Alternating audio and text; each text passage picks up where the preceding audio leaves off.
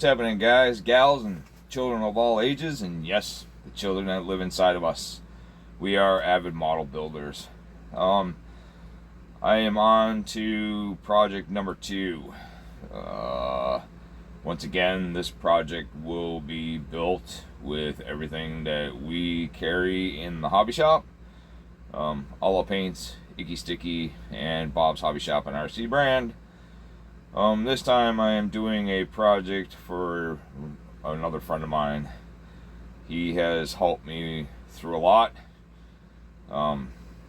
He is actually one of my friends that didn't abandon me, which is awesome. So I thank him.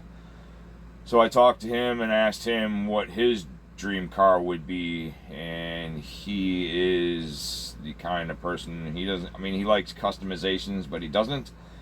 So he told me his dream car was a Shelby Cobra. And I'm sitting here thinking, where am I going to find a Shelby Cobra? I'm going to have to go get one. So I looked through my father's and my collection, and lo and behold, there is a Shelby Cobra sitting there, which is awesome. So this is the kit I will be building for him. This is the original 1989 kit. This is the first year that Shelby built a Cobra. This is a 65. There are things on it that I am going to change. I'm going to 3D print the wheels and tires. Side pipes are going to be custom built with our custom bend stainless steel exhausts. I'm going to be 3D printing some badges, stuff like that. So I'm going to do this build for him, and this time I'm going to do it from start to finish. So it makes me feel kind of good that this is actually one of my father's kits, and it is going to be going to one of my best friends. So this is awesome. And for you, those of you who didn't know or did see my last build, which I have a video of it completed. I didn't do a video of that start to finish. I did pictures, and I gave it to my buddy, and he all broke down in tears. He loved it, absolutely loved the car, and it was the 71 Cutlass. I turned it into a 72. It was the W30, the Revell kit, which I would highly recommend that kit. That is one kit. It is the new release too. I was absolutely amazed with that kit. Everything went together nicely. There was very, very minimal flash on it. I didn't really have to do too much of sanding for fitment or anything. It went together beautiful. I would highly recommend that kit. So if you are out looking for a kit and you want to build a Cutlass, yes, definitely get the Revell 71 Cutlass. It is absolutely phenomenal. So in this video, I'm going to start out with is showing you how I get rid of the pesky mold lines. Yes, the mold lines that we do not like. They are a pain in the butt. So I'm going to show you what I use. Most of you may know how to do it. For those of you that are beginners, I'm going to show you, and it will be using the Icky Sticky sanding sponges, which I've already started on this one a little bit just to see. You know, I couldn't wait. I jumped into it. So stick around, stay tuned, give us a thumbs up. Please subscribe to our channel. It means a lot to us. And to all of those who have subscribed, we thank you so much. For those of you who did not know, I did a live interview with Jason Bailey of Outlaw Paints last night at 7 o'clock. It was an awesome interview. Jason and I have become really, really good friends. The unveiling of the new product we did, it is a silver blue metallic that the paint is, and it's exclusive to Bob's Hobby Shop and RC. I'm excited. I've never had anybody do something like that, and this is our first paint in the line of Bob's Hobby Shop and RC paints. So, like I said, stick around, and I'm going to show you guys how I get rid of these mold lines.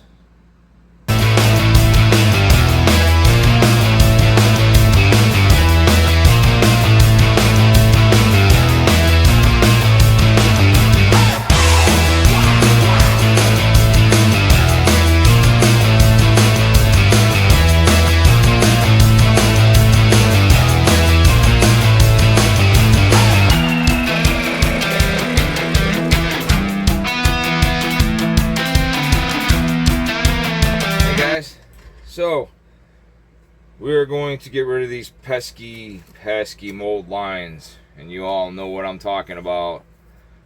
The mold lines that show up in the model kits all along your fenders, through the back lines, shows up on the sides of the doors. I'm trying to show you the best I can. So for this, you will need Icky Sticky sanding sponge sheets. Come in a different variety pack. We have all this is available in the hobby shop. These are the best sheets that you could ever want. I have never used anything better than these, and the size of them is incredible. So you get a pack of 400 grit to 1000 grit. You get a pack 180 to 320. So I'm backwards. And then you got 1500 to 3000. So you will need these. So when you cut the nice thing about these, man, is when all you do is you cut out a little piece. That's it. Pair of scissors. Cut out your size. You're ready to go. Which is very nice. These are the sizes that I cut. That's it. And the best part of these is when they get clogged, get filled, take a handy dandy toothbrush.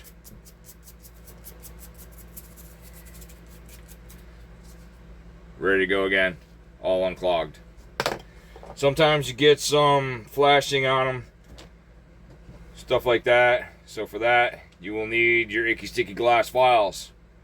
They're very affordable. They're not expensive. And I will tell you what, this is the best investment you could ever make.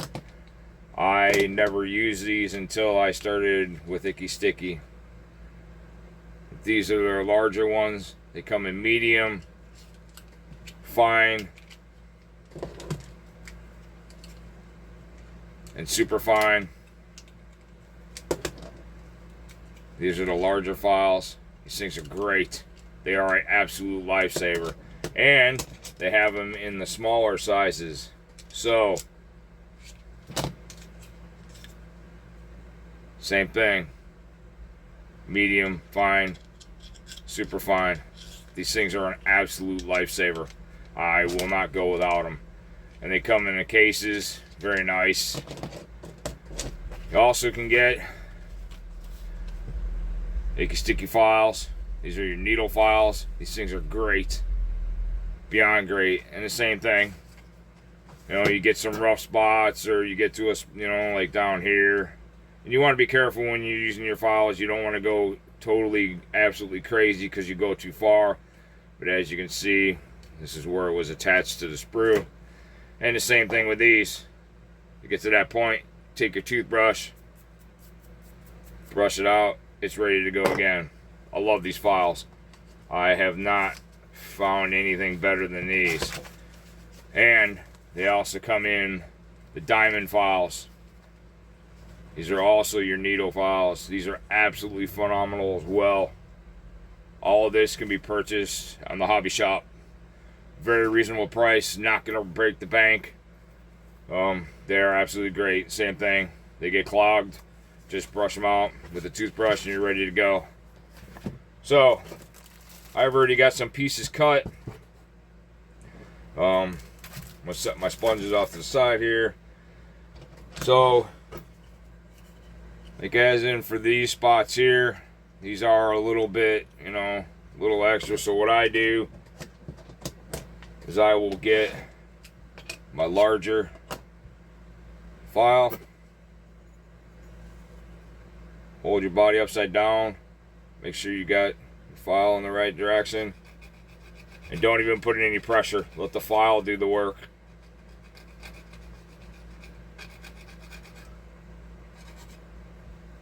Same thing on this one. Once you get the rough ridge down, as you can see where the spot is here, the file is bigger. And the nice thing that's with these files is you can see through them too. So you can see your workspace as you're working on it. So that side's taken care of. Here I've got some pesky flash. Like I said, don't even have to apply pressure. Just work the file back and forth. Got it in your hands. Let the file do the work. say I cannot live without these glass files anymore. I do not like using razor blades on these kind. If you take too much, take the razor blade, you'll take way too much off. Then you've got yourself a big gouge. As you can see, I barely even put any pressure, and it took the flash right off. So when it gets to the next point, of course, and again, when I get done, I always take my toothbrush. I don't like working with a dirty tool, so put it back into its case. And I look for my super fine. Well, actually, I'm going to use my fine. We'll work our way up. We'll go to the fine. Once again, not even barely any pressure.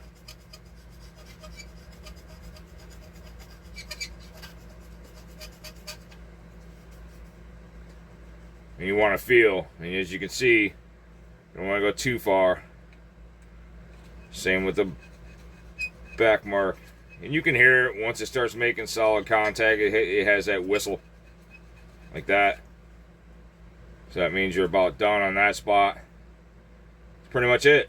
You're done on there. Once again, take my toothbrush, clean it out, ready to go for my next use. Now, sometimes you get flashing in spots that you can't reach. That's when these come in handy. These are the best, the greatest. Well, I usually start out with my fine. As you can see, the size difference in them. This is the large. This is the small. Like I said, these are absolute lifesavers. I use them non-stop, constant. The little ones are great for like your wheel wells. Smaller spots like this. Got some flashing here. Like I said, you don't even have to put any pressure on it.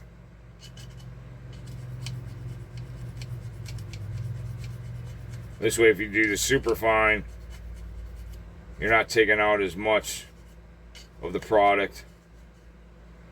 Here you can see the flashing is gone. Here's your pesky mold line. Here's the mold lines here.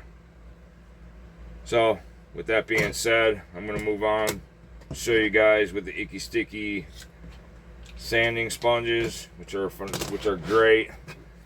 So I started out, I have myself a piece of, I believe I've got 600. This one's 600. No, this is 400 I started out with. So we get into the mold lines. You see them on the trunk. When you get around certain detail parts, you want to be careful. So when you start sanding down on your mold lines, like I said, I already started. You want to start out with at least your 400, whatever you feel comfortable with. And you feel the sharpness on the body. So barely even put any pressure on it. I mean, just the weight of my hands. And what I do is I'll sand it down until I can just barely see the mold line, or as you feel the sharpness on the fender, which is supposed to be smooth. Continue on with that. I'll go around, make sure all my mold lines, I don't know if you can see, I'm hoping I can. Here's mold lines here. And the nice thing with the sponges too, if you get into a spot where you have a hard time, you can bend them and it gets right into that groove, right into the crevice, and you don't have to worry about it leaving sharp edges when you're sanding. It's absolutely phenomenal. I love it. You see I'm barely putting any pressure on it. Like I said, these are the biggest sponge sheets that are offered out on the market. I have not seen any bigger ones than Icky Stickies. And these are available. I think they're like $7, $6, something like that on the website. No, not off the top of my hand. So I'll go around the whole body, I'll look and see what I got. So when I get down to a certain point, I'm not going to go through the whole thing, I don't want to bore you guys for the whole video. When I get down to a certain point, I'll work my way up. So as on this one, I wound up grabbing myself a piece of the 3000. Like I said, I know this is the, sorry, this is the 1500. And you can be cut. This is all I've used out of this whole sheet. There's one. I cut 2 pieces out of this. The first piece that I cut out of it made it through the whole W30 build. So you want to start out with a little rougher when you start and go from there and then work your way down, kind of like wet sanding. So now that I've gone through, let's just say we did all that with my 400, I'll go up to 1500. I'll go back over it, get out all the bigger scratches into it that I left with the 400. And you want to make sure when you get around detail, you don't really hit too hard because you'll sand all the detail away. Just that little bit, as you can see, all the deep scratches are gone. And it's so easy to work with. I absolutely love it. And I'm not just telling you guys this because I sell Icky Sticky. I'm telling you guys this as a model builder. And I also like to save money too, man. So, go over it.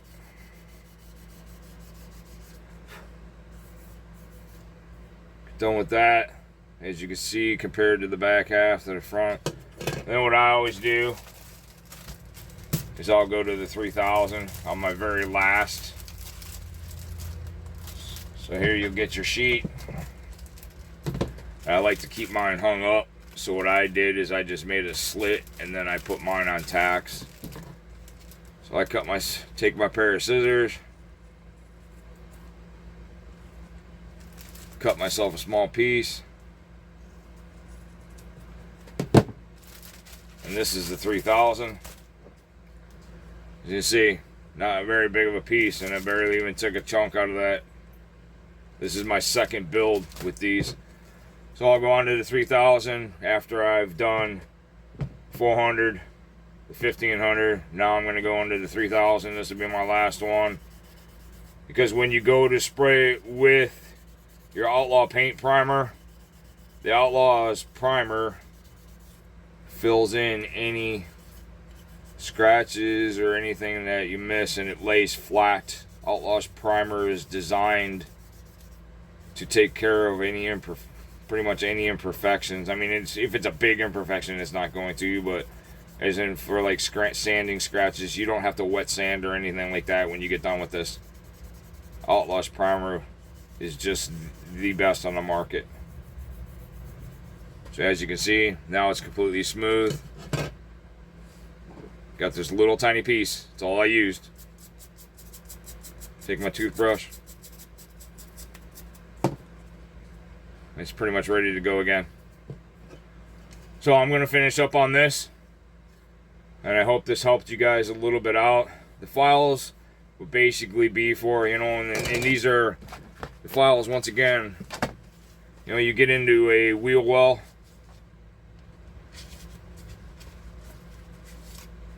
You have the round and beveled edge. So if you get into a part to where you've got it really bad flashing or anything, you barely just hold it in the tip of your fingers and let the file do the work. And that'll take care of in your wheel well because it contours to the whole thing. Sanding sponges, same thing. Give them a little bit of a bend, or if you don't want to, just hold it like this, put a little bit of pressure on it, and it conforms to the wheel well itself. Take out those sharp edges. This will make your model look 10 times better than if you just pulled it outside of the box. So I hope this helped you guys a little bit. I'm going to go ahead and continue on and keep sanding. I will when I get to the next part, I will show you guys where we go from there. But as I said, everything can be purchased on the website. So I thank you guys for watching. Please give us a thumbs up. Like our channel. I will do more how-tos for you guys that are beginners, that are just starting out, or If somebody is, already a builder and something they didn't know about, we like to show the best products that we can offer on our channel, plus in our hobby shop. So I thank you guys for watching, man. Thank you.